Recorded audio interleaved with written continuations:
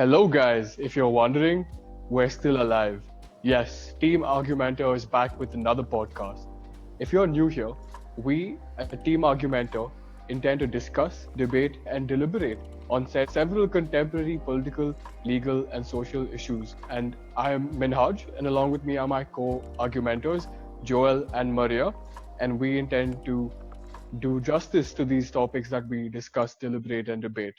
So here we are with a new podcast series called Dial 100, which is a sort of campaign to spread awareness about reporting crimes that take place within the four walls of our own houses, and sort of also emphasize on the importance of the reporting of these crimes. The first episode of this series, we intend to discuss about the domestic violence in particular that has been on the rise ever since the inception of the lockdown. Although we feel like we're safe in the confines of our own houses from the virus, is wreaking havoc in several households across the country. And what do you think? Do you think that this trend can be justified just because we're confined to our own houses? We are in a lockdown. Many of us are confined to our houses, so we stay in our houses. And there have been several reports stating that the amount of road accidents have decreased. But let's not forget that take by not taking into consideration that we are all staying in our homes, the amount of mental stress and the amount of abuse which is also faced at homes, as in particular to what we are dealing with, the domestic violence in particular. And yes, I completely hope and I pray that through this our campaign in raising a voice against such kind of abuse, especially in the lockdown. And if you look at it, if you look into it, there have been several instances of crimes such as rape, sexual abuse, and domestic abuse on the rise. Now that does bring us to question as to as to why it's really happening. And let's not forget that several women have been trying to point out the various forms of harassment they are facing each day. Why these kind of crimes are actually happening in the lockdown in particular, and why is it on the rise? This irony can only be broken down when people who actually are victims of these kind of violences within their homes come forth and try to complain or try to at least speak about the issues that they face. So to point out specifically, respective of the fact that Domestic Violence Act is prevalent in our country only for women, there were a lot of men as well who had to undergo severe domestic abuses and violence within their houses. To critically or to very, I mean, it's a sad fact though, but we must try to understand that according to reports, almost the number of domestic violence cases in the country has increased by 100%. I must say 100% into 100 number of crimes we see only in the case of domestic violence were reported during this lockdown and is continuing to happen. So the fact is, I mean, and just remember this small thing that this 100 is exclusive of the number of cases which are continued to be hidden in one's own or in one's own houses. So why does this happen? And first of all, we have to, I think you guys, like, what all of us require is a proper definition, or we want everybody to understand through this campaign a couple of things that we intend to forget or that we intend to ignore. Out of them, I think one of the most important aspect is domestic abuse, where it's a kind of incident of controlling or coercive threatening, degrading, violent behavior, which is inclusive of sexual violence in the majority of the cases by a partner or ex-partner, which can be any family members or which can be the caretaker of the person. So, guys, do you think that this one case or these examples that come forward about domestic violence, or these reports that come in the form of complaints of domestic violence, has made a change in society or not? Or when women speak up about the situations they face in their houses, are they simply getting, shattered by comments, shattered by a lot of statements made against women that they have to actually, take a control over it, they have to suffer it silently? Do you think their rising up or their opening up of issues have made any kind of change? Well, yeah, Mario, before we move in further, first I think it's important that we examine why that why the domestic violence cases do not get reported in most situations. And I think I have two reasons to state as to why they don't. So firstly, it's because being a spouse, you would want to sort of preserve the relationship you have with your significant other, and because of Exactly. this need to protect that religion, that what do you say, sacred relationship you have with your spouse, you would ignore these matters and you would ignore these incidents and say, okay, fine, my husband or my wife means the world to me, and something like this I True, can't true. tolerate. And that to me is one major reason why these crimes don't get reported. And secondly, it's because of a dominance predominantly over the female by the men. And this sort of dominance, which is prevalent in most Indian households, sort of puts that fear into the women's minds and into the mind of the women, and they don't what do you say, they don't have the courage to go and report these crimes. And also the pressure from the in-laws and several other factors. And in my opinion, these are the two major reasons why these crimes don't get reported. And as you pointed out, when a few women do come out and speak in the limelight, it doesn't really make a dent in this problem of domestic violence, because if you think about it, a majority of the crimes, let's say about 75-80% of the crimes, are still hidden. And in order to, I feel like in order to encourage these women and the victims of these crimes, we as a society should collectively give them the courage to step up and report these crimes to the authorities involved. Now, there is a sense of you can't really say that it's jealousy or or any of that sort, because it's a very inherent practice which has been happening for centuries. Now you'd say it's patriarchy, or you would say that it's the power which lies in the hands of the man and is able to control the woman. Now let's not forget that why are these kind of offenses really being committed. Now let's take the incidents of several of the violence which happens towards women. Now there's a sense of the men trying to show their dominance over the other, and since in many of the instances they are in a position which is above, they consider themselves in a position which is above the woman, they try to take undue advantage of it. I think with what the lockdown has really impacted on us, on us especially. Now several instances of the reasons why the domestic violence has been at a high is because let's take the lockdown, in the initial phase of the lockdown. What really happened? The shops were closed. There was a sense of uncertainty. There was a sense of gloom. Now when you have liquor shops which are closed, the matter is that these shops were closed, and the amount of anger and anxiety which the drunkards really face, and they wanted to really out, or to really divert their anger onto someone else. So there were instances of abuse in that matter also.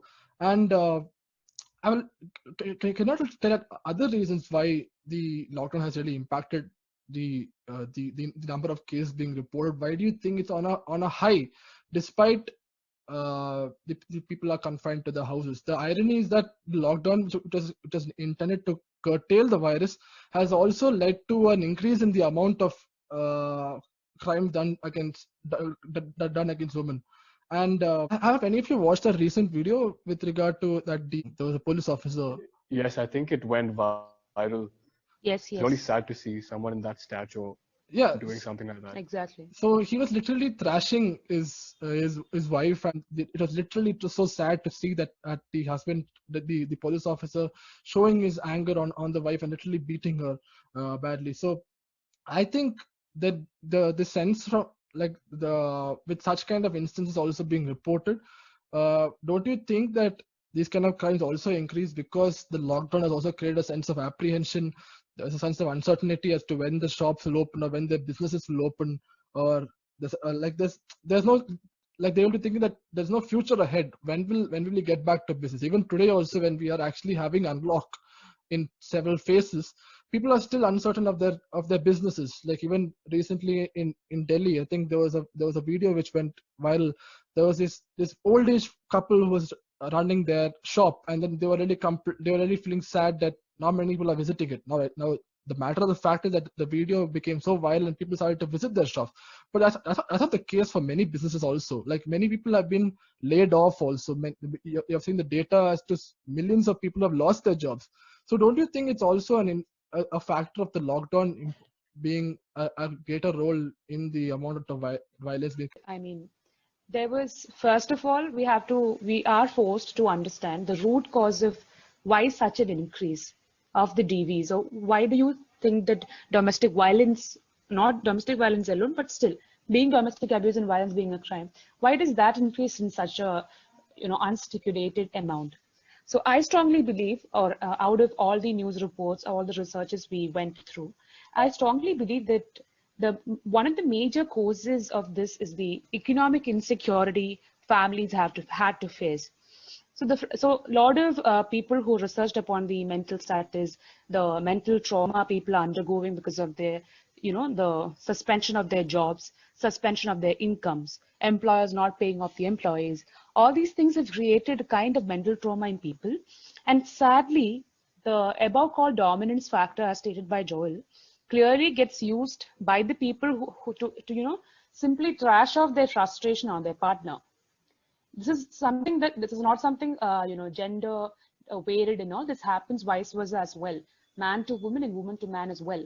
So this particular frustration, which begins off with economic security, then to be in a closed space for a long time, an unreasonable lockdown when the number of cases were like zero in the beginning, and like we don't have a we have a complete every sort of freedom is available when the cases of coronavirus per state has literally have covered, I mean, lakhs and lakhs. So when that is the case, we don't have a lockdown. Like, okay, let's push off that irony to one side.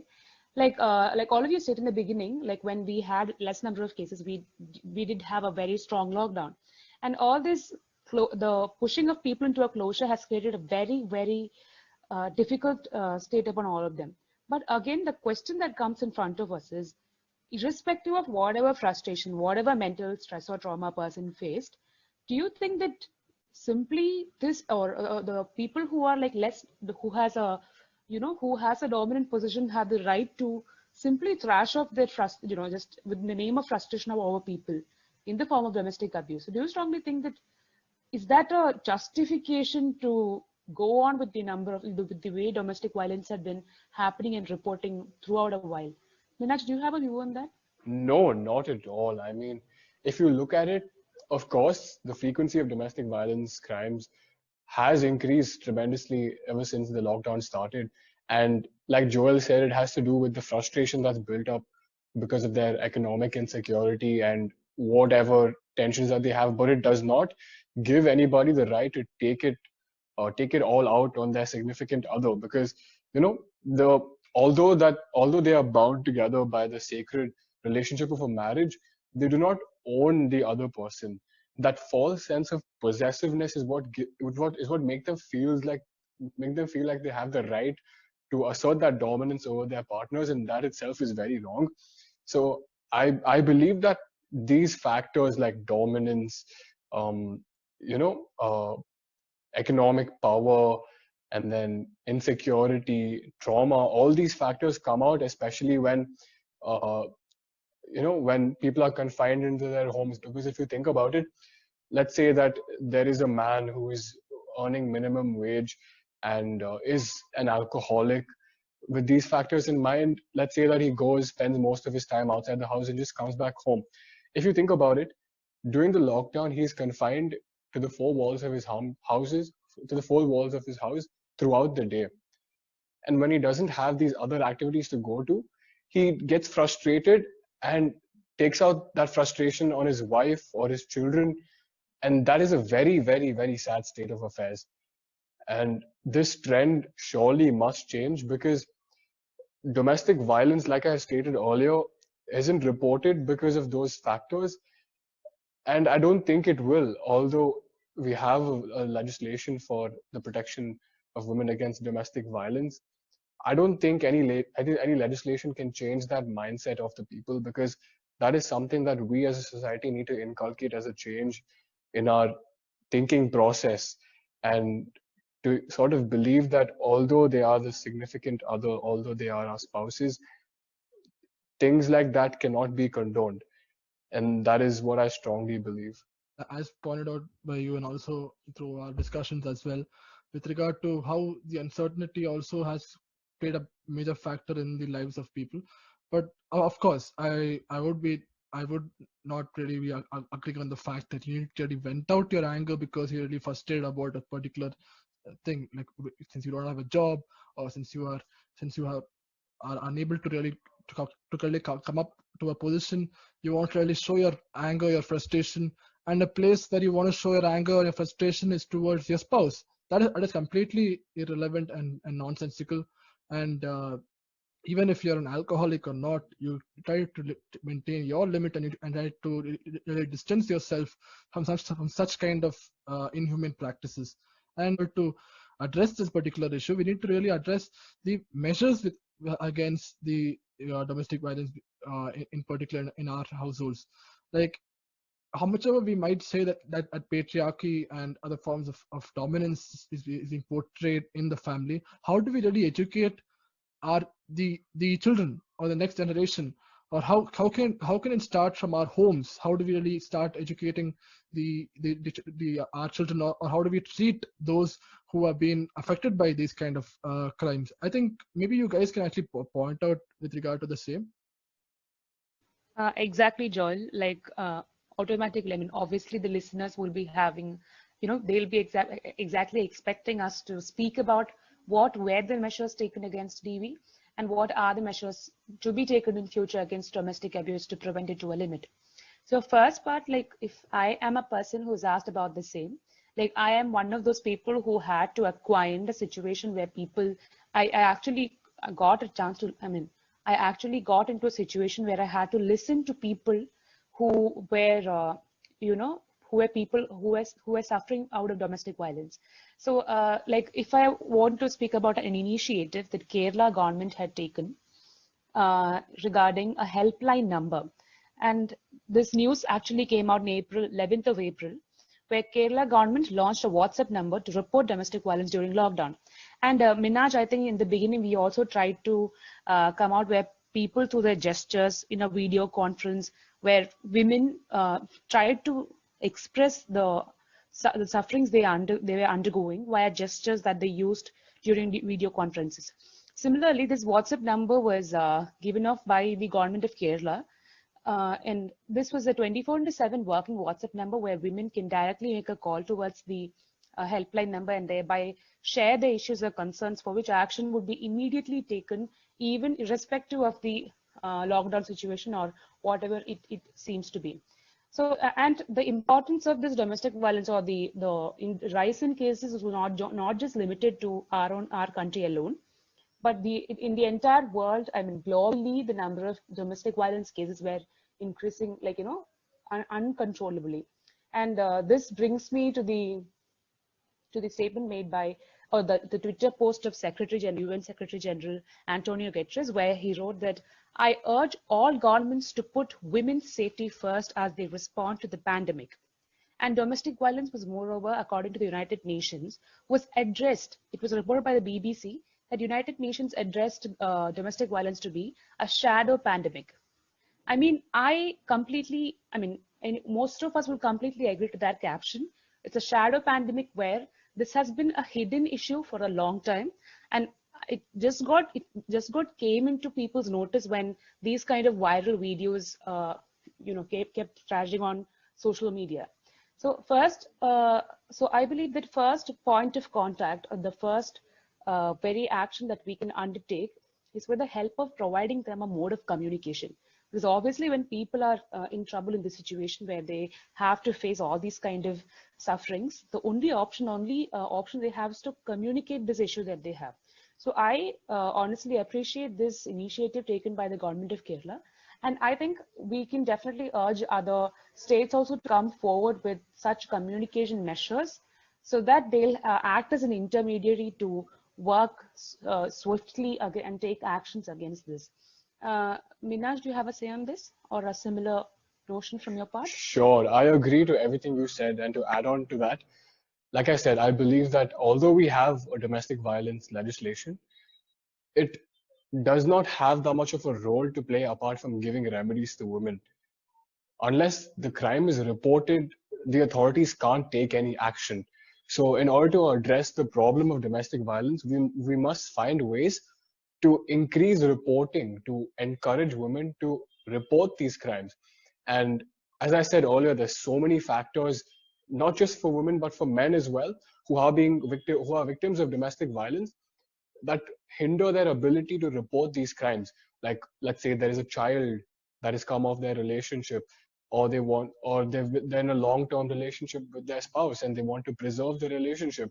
Several factors like that obviously will come into play when a person is faced with one of these abuses at home. So I believe that in order to encourage women or men to report domestic violence that is being done to them, we must need to tell them that even if they do report these crimes, that they will still be accepted by the society, that we as a society will support them in their endeavor to seek for justice. And that, in my opinion, is the only way we can tackle this problem, because like I said, the problem is confined to the four walls of our houses, and we cannot do anything as we are not present there. And several campaigns like the Bell Bajao campaign, which which was also a call to the society to help the people being victimized by these crimes. And a simple act of ringing a bell when they hear somebody shouting, or when they hear somebody hitting their significant other, could make a world of a difference to them.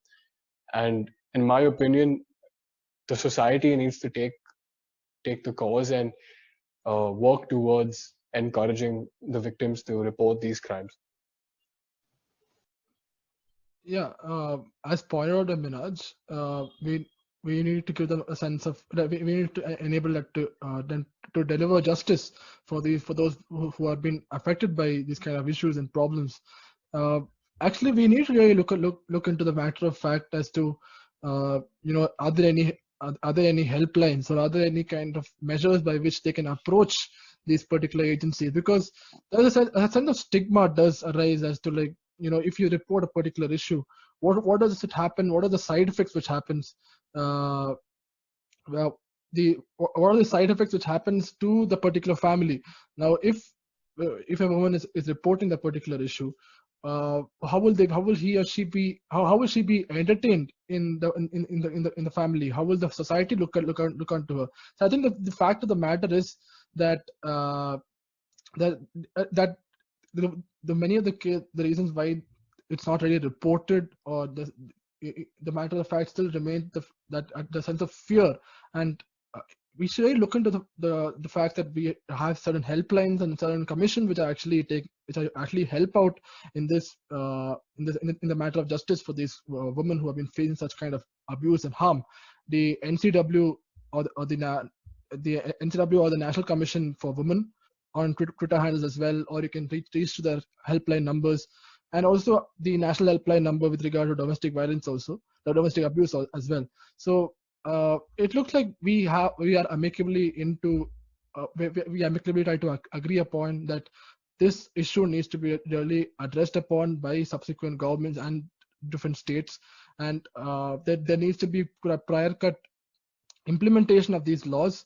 And so in this podcast, and the series of this podcast, we would like to enlighten, or try to speak about these particular issues. And so do join us in this Dial 100 mission, and not be silent spectators to the crime, but report the crime, because who knows if you are next.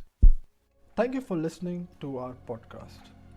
Now, if you have seen such incidents of domestic violence, or have been witnessing such kind of incidents in other places, don't be mere spectators.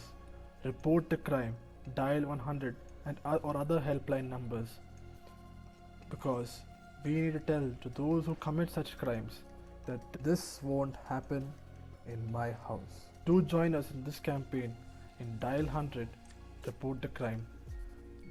This podcast is now available on Spotify, Anchor, iTunes, YouTube, IGTV, and Google Podcasts.